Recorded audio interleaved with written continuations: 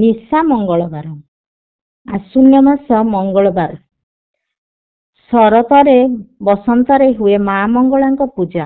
ମା ଦୁର୍ଗାଙ୍କର ମଧ୍ୟ ଏହି 2 ମାସରେ ନବଦିନାତ୍ମକ ପୂଜାର୍ଚ୍ଚନା ହେଲେ ମଙ୍ଗଳାଙ୍କ ପୂଜା ହୁଏ ପ୍ରତି ମଙ୍ଗଳବାର ଦିନ।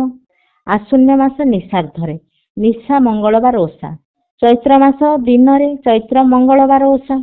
ନିଶା ମଙ୍ଗଳବାର ନିଶାର୍ଦ୍ଧରେ ମାଙ୍କ ଉଦ୍ଦେଶ୍ୟରେ କଦଳୀ ଭଣ୍ଡାଟିଏ ଥୋଇ ଘଟ ସ୍ଥାପନା କରି ମନ୍ଦାର ଫୁଲର ମାଳ ଥୋଇ ଫଳମୂଳ ଭୋଗ ସହ କଣ୍ଟେଇ କୋଳି ଧୂପ ଦୀପ ଝୁଣା ସହ ରାତିରେ ବହି ପଢ଼ି ପୂଜାର୍ଚ୍ଚନା। ପରିବାର ସନ୍ତାନ ମଙ୍ଗଳ ସନ୍ତାନ ପ୍ରାପ୍ତି ପାଇଁ ମା ମଙ୍ଗଳାଙ୍କ ପୂଜା। ମଙ୍ଗଳା ମାଙ୍କ ପୂଜା କଲେ କି ମାଙ୍କ ସ୍ତୁତି କଲେ ମା ଘଣ୍ଟ ପଣତ ଘୋଡ଼େଇ ରକ୍ଷା କରନ୍ତି।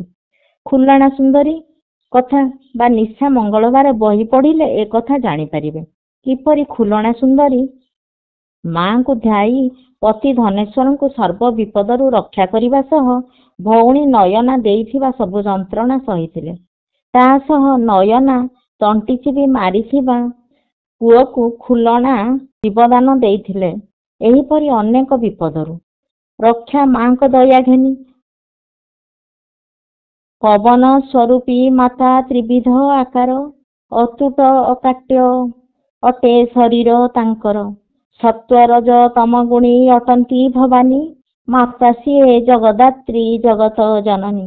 ପବନ ସ୍ୱରୂପୀ ମାତା ତ୍ରିବିଧ ଆକାର ଅତୁଟ ଅକାଟ୍ୟ ଅଟେ ଶରୀର ତାଙ୍କର।